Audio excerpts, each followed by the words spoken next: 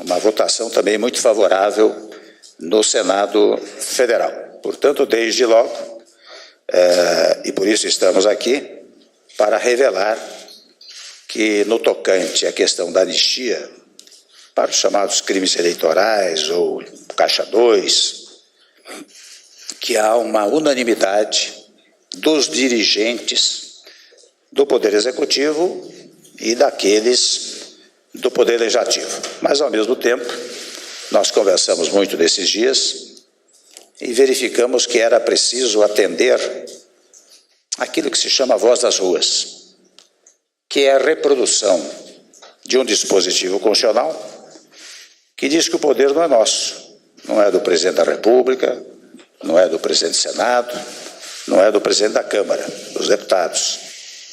O poder é do povo. Então, quando o povo se manifesta, esta audiência há de ser tomada pelo Poder Legislativo e, igualmente, pelo Poder Executivo.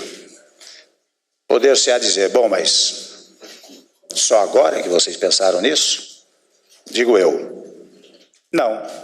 Em 2013, quando se deu um dos primeiros movimentos de rua, embora muitos o criticassem, nós saímos em defesa do movimento. Se quiserem, podem até apanhar as minhas declarações e, naturalmente, as declarações do presidente Renan, do então deputado Rodrigo Maia, que nós dissemos que era legítimo o movimento de rua.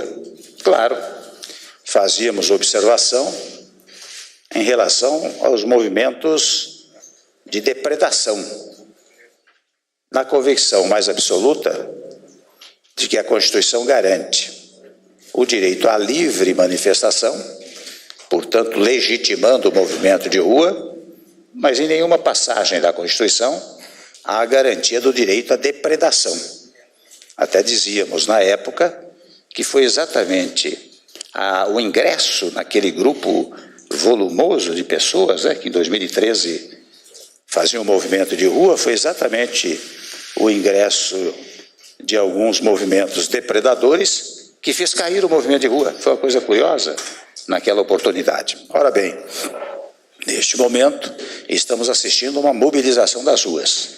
E nós verificamos que haveremos de atendê-las. É claro que eu tomei sempre a cautela de dizer, olha, o primeiro passo é do Congresso Nacional.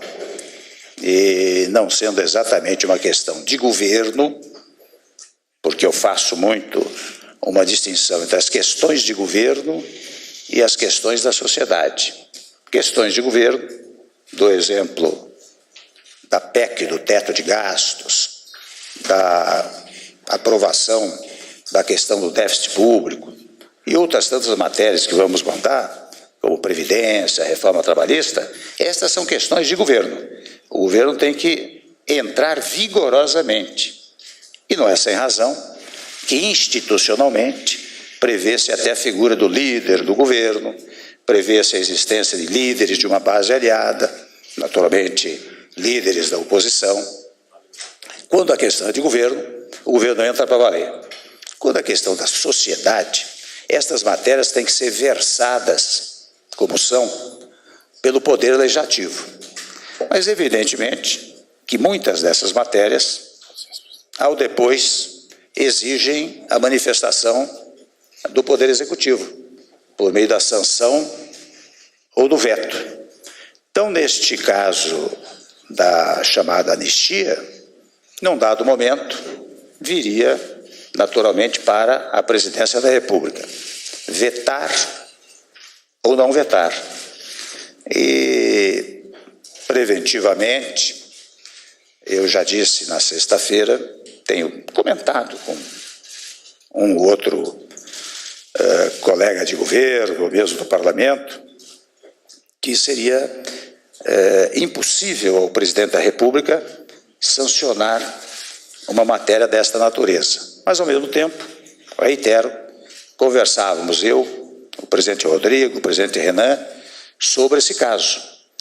E acordamos todos, volto a dizer, que não há a menor condição de pelo menos patrocinado pelo presidente da Câmara e patrocinado pelo presidente do Senado, levar adiante essa proposta. Perguntar-se-á, mas qual é a relevância desta comunicação conjunta neste momento? É porque, penso eu, desestimula qualquer movimento interno na Câmara dos Deputados ou no Senado Federal com vistas a fazer tramitar esta matéria. Então, esta é uma comunicação que eu quero fazer. Naturalmente, faço em meu nome, mas, evidentemente, apreciaria, como é necessário, que ouvíssemos aqueles que comandam este processo no presente momento. Portanto, vamos ouvir o presidente Rodrigo Maia, o presidente Renan, para, enfim, complementar o que, sinteticamente, eu registrei. Rodrigo Maia, primeiro. Bem, boa tarde. Eu quero, e como tenho dito e reafirmado desde da semana passada para a imprensa, para a sociedade, para os parlamentares, que de fato há uma confusão de comunicação nesse debate, né, que é exatamente a questão da anistia, né?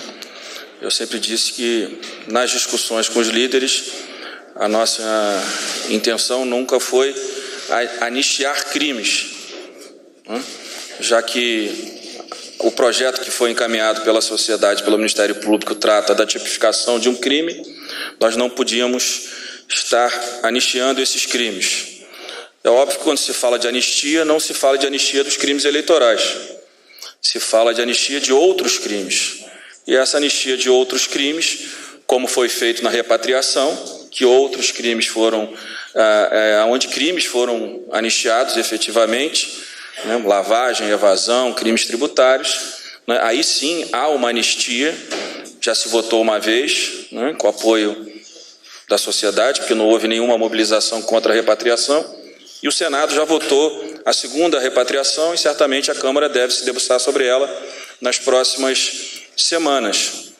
Só que a questão colocada por mim e por vários líderes, que nós não podíamos estar tratando de anistia eleitoral, ela foi, de forma democrática, foi criando um outro ambiente que parecia que nós queríamos, de alguma forma, anistiar corrupção ativa, corrupção passiva, peculato ou qualquer outro crime. Esse debate, ele, do ponto de vista das minhas reuniões com os líderes, nunca aconteceu e com certeza não acontecerá no dia da votação, que eu espero que a gente consiga votar as 10 medidas na terça-feira. Nós tivemos o presidente Michel colocou, essa questão que eu vi pela imprensa na sexta e no sábado, né, de uma antecipação de uma informação de um veto de uma emenda que não existe. Então nós começamos a discutir algo que não existe, tanto a Câmara como o Senado, como o presidente da República, como a sociedade. Então acho que a reunião de hoje essa reunião é importante para que a gente esclareça que essa emenda da tal da anistia, ela nunca existiu efetivamente, porque ela nunca foi um instrumento de apresentação por parte de nenhum parlamentar, de nenhum líder partidário assinou essa emenda. Então, se ela não foi assinada, ela não existe do ponto de vista do trâmite regimental da Câmara de Deputados. E da minha parte, eu reafirmo o que eu tinha dito na semana passada. Nós não estamos votando as 10 medidas para anistiar nenhum crime. Nós queremos votar as 10 medidas e que, entre elas, existe a proposta que vem encaminhada pelo Ministério Público da tipificação do Caixa 2.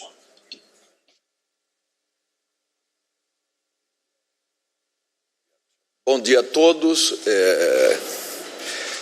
Igualmente, como colocou o presidente Michel Temer e, na sequência, o presidente da Câmara, Rodrigo Maia, nós aqui estamos fazendo um acordo, um ajuste institucional, na expressão do presidente Michel Temer, no sentido de que não haverá apreciação de anistia a crime eleitoral, a Caixa 2 ou a qualquer crime eleitoral. Claro que cabe ao Congresso fazer qualquer anistia, e o presidente da Câmara já o disse muito bem. Nós acabamos de fazer uma anistia de repatriação foi uma das alternativas, não só para a regularização dos recursos lícitos, mas para melhorar o caixa do Tesouro Nacional. E o presidente da República, que participa do processo legislativo, porque tudo que é aprovado no Congresso vai para a sanção ou veto do presidente, e o presidente da Câmara e o presidente do Senado concordam no sentido de que essa matéria não deve tramitar. Nós temos outras prioridades para o Brasil. Nós estamos fazendo ajuste fiscal, que eu considero que é obrigação, que é dever, e vamos votar as matérias econômicas que são prioritárias para nós retomarmos o crescimento da economia. O Senado tem uma pauta já fechada até os últimos dias de trabalho, uma pauta que não é do seu presidente, é acordada com todos os líderes, e nós vamos nos dedicar, todas as nossas energias estarão direcionadas para que nós possamos votar essa pauta. E também a lei orçamentária, né, que é a lei mais importante, porque o próximo ano, do ponto de vista das finanças públicas, vai depender da aprovação do orçamento. Então, até o final do ano, nós vamos concluir a votação da LDO e aprovar a lei orçamentária de 2017. Vamos abrir para perguntas. A primeira é Bruno Pérez, do Valor Econômico.